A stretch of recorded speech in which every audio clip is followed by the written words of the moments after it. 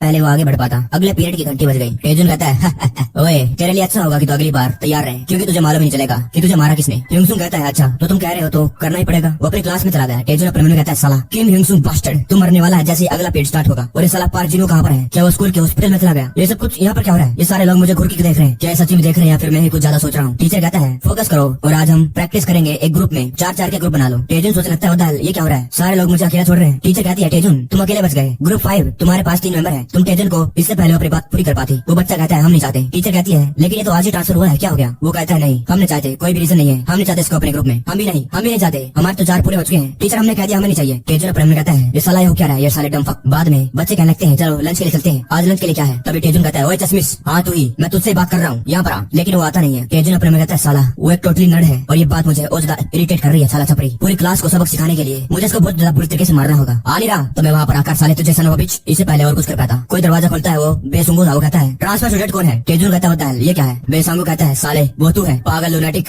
जिसने ह्यूंगसुंग के साथ फाइट करी। टेजुन का खून खोने लगा। वो कहता है ह्यूंगसुंग क्या ह्यूंगसुंग? ये कुछ सेंस बना रहा है, आज मेरा पहला दिन है यहाँ का। बेसंगू कहता है एक्चुअली ये सेंस बना रहा है क्योंकि ये है च्योनिल हाई स्कूल और यहाँ पर कोई भी ह्यूंगसुंग को हाथ नहीं लगा सकता है, समझ में आ गया? टेजुन अपने मन में कहता है लगता है मुझे अपने प्लान को चेंज करना होगा। क्या तू किम ह्यूंगसुंग का चेला है? बेसंगू कहता है क्या तेरी इतनी हिम्मत, फर्स्ट ईयर का स्टूडेंट ऐसे आकर कर रहा है? इससे पहले वो कुछ कह पाता जो टेजुन था आगे आकर उस पर हमला कर देता है। पहले उसको लात मारता है और फिर पेट में घुसा और फिर एक एल्बो। बेसंगू कहता साले पीस ऑफ शिट। टेजुन सोच रहा था आखिरकार ये लोग बार बार मुझे हमला क्यों कर रहे हैं ऐसे भाग भाग कर। टेजुन अपने मुक्के को घुमाकर सीधा उसके ठुड्डी पर मार देता है, जिसके बाद उसे बहुत दर्द होता है। टेजुन सोचता है ये अब तक खड़ा कैसे है? क्या मेरा निशाना चूक गया? अगर ऐसी बात है तो ये ले एक और खा। और फिर उसके बाल पकड़कर उसको टेबल पर मार देता है। ठीक है अब इस सुअर का काम खत्म हो गया। तभी और कहने लगता है इसकी माँ का सभी लोग एक साथ हमला करो। टेजुन कहता है साले ये एक सुअर काफी नहीं था, लगता है तुम लोगों को मार खाना पसंद है। क्या तुम लोगों को मालूम नहीं आखिरकार वन क्या होता है? फाइन आ जाओ मैं इसके लिए तैयार हूँ। एक एक करके सभी को पीटने लगा। उन सभी को वो गाली देता है। वो कहता है तुम लोग सच्ची में कुछ न कुछ तो हो ही, तुम लोजर्स की इतनी हिम्मत मुझ पर हमला किया। वो एक एक करके उन सभी की अच्छी तरीके से धुलाई कर रहा था। टेजुन कहता है क्या तू आखिरी है? तभी वहाँ पर कोई और आ जाते हैं। वो कहते हैं ओए ये तो वही है, क्या इसने बेसंगो को मारा? इसका मतलब चलो मिलकर इस पर हमला करते हैं, तुझे छोड़ेंगे नहीं हम। टेजुन कहता है इसकी माँ का बहुत अनोइंग हो चुका है, आ जाओ तुम नहीं आ रहे तो मैं आ जाता हूँ। तभी बेसंगो कहता है वो तुम मरने वाला है, हम नहीं, अब ये खत्म नहीं हुआ। टेजुन कहता है साले लोयल तू तो सच में एक लोयल कुत्ता है, उस फर्स्ट ईयर के बच्चे क्या बस वहाँ पर पड़ा रहे, खड़े होने की क्या जरूरत है? बेसंगो कहता है क्या लोयल तुझे लगता है? सीन पास्ट में जाता है। एक हफ्ते पहले शाम को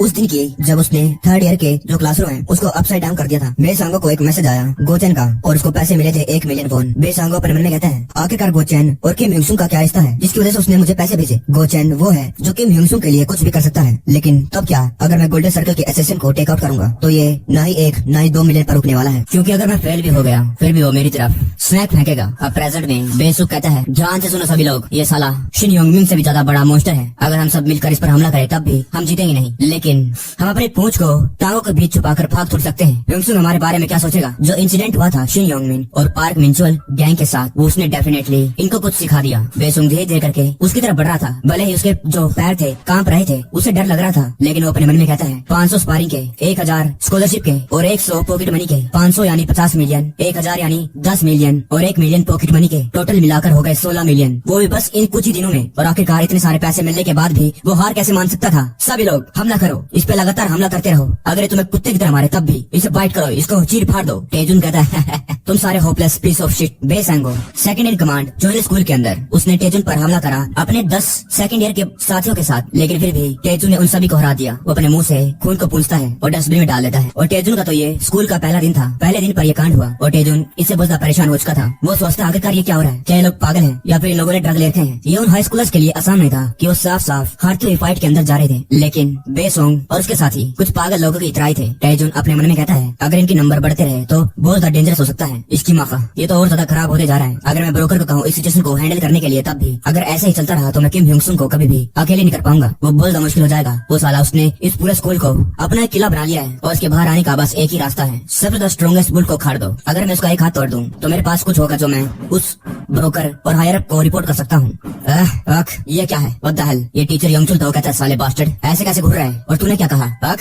10 मिनट पहले पार्क जिनवो टीचर योंगचुल के पास गया, वो उसे सब कुछ बात बता देता है। वो साला मेरा मतलब वो ट्रांसफर स्टूडेंट जानबूझकर ह्यूंगसुंग को टारगेट कर रहा है। टीचर योंगचुल कहता है तो तुम कह रहे हो कि वो टेजुन जानबूझकर यहाँ पर ट्रांसफर हुआ है ताकि वो ह्यूंगसुंग को टारगेट कर सके? योंगचुल अपने मन में कहता है वो लोग अपने टारगेट को सप्रेस करने के लिए यहाँ तक कि उन लोगों ने एक ट्रांसफर स्टूडेंट को भी भेज दिया। मुझे नहीं मालूम इसके पीछे है कौन, लेकिन वो लोग बहुत ज्यादा स्कमबैग हैं और ह्यूंगसुंग के बारे में क्या? उसने क्या कहा? पार्क जिन वो कहता है अगर सच कहूँ मैंने उसको इसके बारे में पूछा था आखिरकार वो इस ट्रांसफर स्टूडेंट को कैसे हैंडल करेगा, और उसने कहा कि अपना खुद का दिमाग लगाओ। यंगचुल कहता है अपना दिमाग लगाए, लेकिन ये तो कुछ क्लियर नहीं है, ना ही वो इन्वेस्टिगेट कर रहा है और ना ही वो किसी को रोक रहा है, लेकिन फिर भी ऐसा फील हो रहा है कि वो कह रहा है तुम्हें इसे आसानी से जाने नहीं देना है। दैट्स राइट, ये मेरा चांस हो सकता है कि मैं अपनी वर्थ को और ज्यादा प्रूव कर सकूं उनके सामने, और ऐसा करके मैं अपनी जो रिलेशनशिप है और ज्यादा बेहतर कर सकता हूँ। वो साला ट्रांसफर स्टूडेंट कहाँ पर है? और अभी यंगचुल ने उस डेजुन के कान को जोर से पकड़कर खींच दिया। वो टेजुन कहता है क्या? मैंने कहा दर्द हो रहा है, मुझे छोड़ो। फिर यंगचुल उसके मुंह पर थप्पड़ मार देता है। टेजुन कहता है क्या तुम मुझे मार क्यों रहे हो? यंगचुल कहता है बार बार गाली दे रहा है, तेरी इतनी हिम्मत टीचर के साथ ऐसे कोई बात करता है? टेजुन कहता है तुम्हारे बारे में क्या? What the hell are you doing teacher?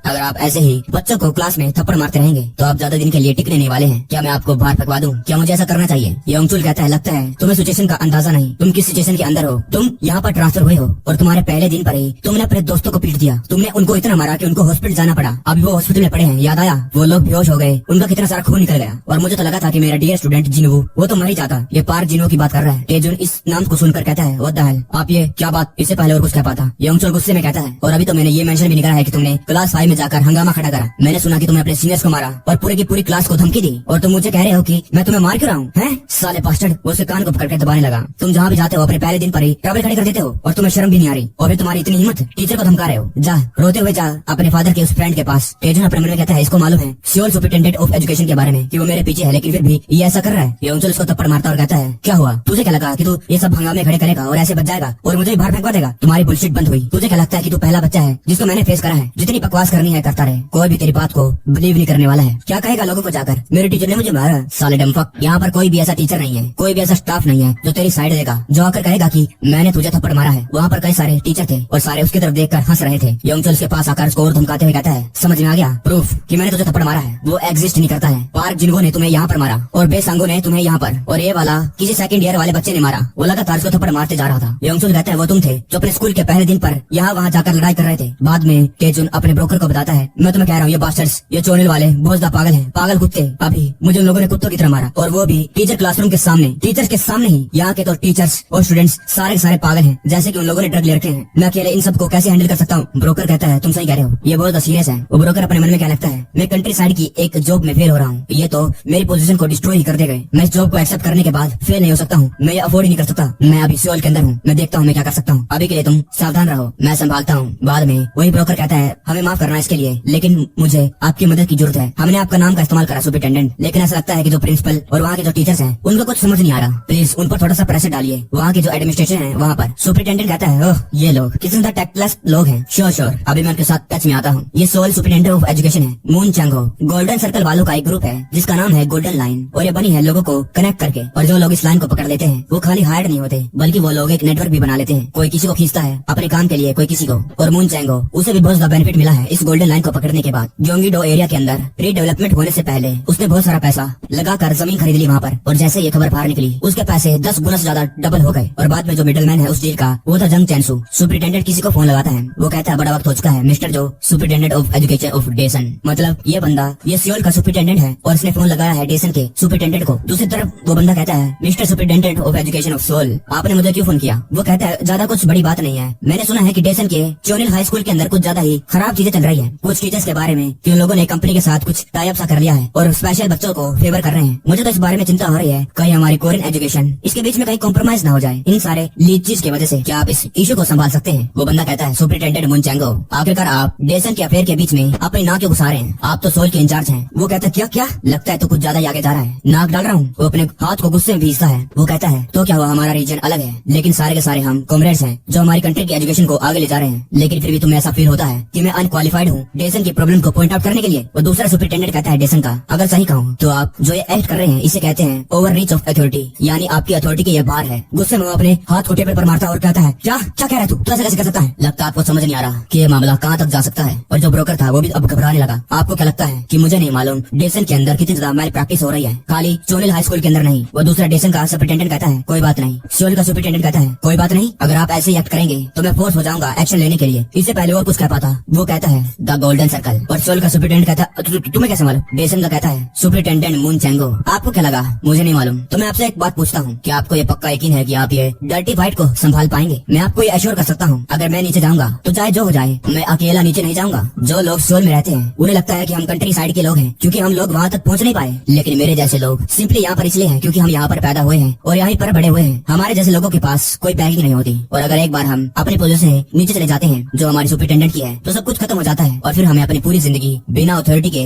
जीनी पड़ती है। ये एक साफ साफ धमकी थी कि इसकी भी जो सुपरिटेंडेंट की जॉब है वो भी जा सकती है और बाद में उसे बिना अथॉरिटी के अपनी पूरी जिंदगी बतानी पड़ेगी। वो कहता है तो क्या हुआ, मैं क्या कह रहा हूँ, अपनी औकात में रहे, अपनी लिमिट में, चाहे वो तू है या मैं। अगर हम एक दूसरे को काटते रहेंगे तो क्या फर्क रह जाएगा। वही सुपरिटेंडेंट कहता है डेहुन मैं तुम्हारे लिए बस इतना ही कर सकता था। वो मून चैंगो अब ओपनली आकर कोई हंगामा नहीं खड़ा कर सकता है लेकिन हम भी कुछ नहीं कर सकते हैं इसके बारे में कि वो लोग पर्दे के पीछे जाकर चीजें शुरू करना चालू कर देंगे। ये प्रिंसिपल था चोनिल हाई स्कूल का यानी ह्योंगसुंग के स्कूल का और वो जाकर डेसन के सुपरिटेंडेंट के पास गया जिसके साथ वो मून चैंग वो ब्रोकर वाला सुपरिटेंडेंट बात कर रहा था। प्रिंसिपल कहता है थैंक यू सर। सुपरिटेंडेंट कहता है लेकिन क्या तुमको पक्का यकीन है इसके बारे में जो गोल्डन सर्कल वाले लोग हैं कोई इजी अपोनेंट नहीं है। अगर वो लोग जो पावर के अंदर है डेसन की करप्शन को खोद कर बाहर निकालेंगे तो हम में से कोई भी इसको इग्नोर नहीं कर पाएगा। प्रिंसिपल कहता है मुझे मालूम है, मैं बड़े लंबे समय से इसी टीचिंग लाइन में हूँ लेकिन आपको मालूम है ये तो एक पर्सन के लिए नेचुरल बात है कि वो जो पावरफुल होता है जो कुछ करने के लिए तैयार होता है उन्हीं की तरफ वो लोग झुक जाते हैं उसी के लिए। और मेरे लिए सियोल के सुपरिटेंडेंट बनने के बजाय म्यूजिक कंस्ट्रक्शन जो अंधा पैसा इन्वेस्ट कर रहे हैं सियोल हाई स्कूल के अंदर वो पहले आता है। आफ्टर ऑल गो चैन वो प्रोबेबली अगला चेयरमैन बनने वाला है म्यूजिक कंस्ट्रक्शन कंपनी का और वही हमारे पीछे खड़ा है। सुपरिटेंडेंट कहता है लेकिन अगर जो करप्शन है वो एक्सपोज हो गया तो सब कुछ तुम्हारे लिए भी खत्म हो जाएगा। प्रिंसिपल कहता है हाँ लेकिन मुझे फर्क नहीं पड़ता अगर मैं सुपरिटेंडेंट नहीं बना तब भी अगर मैं चोनिल हाई स्कूल को एक प्रेस्टिजियस स्कूल बना सकता हूँ। मेरे सपने पहले आते हैं बाकी चीजों से और मुझे नहीं लगता है कि हमें इसके बारे में ज्यादा चिंता करने की जरूरत होगी। और आप भी चिंता न करिए, जो बच्चा हमारे पीछे है वो बहुत ज्यादा चालाक है और मैं आपको एश्योर कर सकता हूँ कि आपकी पोजीशन को कुछ भी होने नहीं वाला है, कोई भी डेंजर नहीं है।